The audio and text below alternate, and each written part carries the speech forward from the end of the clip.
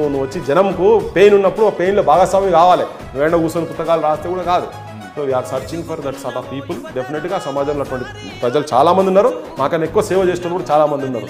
అటువంటి వాళ్ళని కూడా తీసుకొచ్చి అందరం కలిసికట్టుగా తెలంగాణను కాపాడుకుందాం. మనం ఆత్మగౌరవంతో, ఆత్మాభిమానంతో ఆకలినైనా చంపుకుందాం, అవమానాన్ని భరించాం అన్నోళ్ళం కాబట్టి చెప్తున్నా.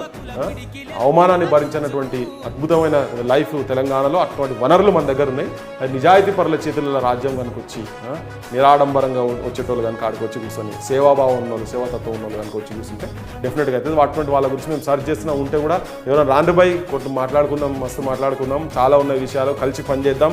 మీ స్టూడియో మీ ఛానల్ ద్వారా నేను చెప్తున్నా, జనాలకు కూడా చెప్తున్నా.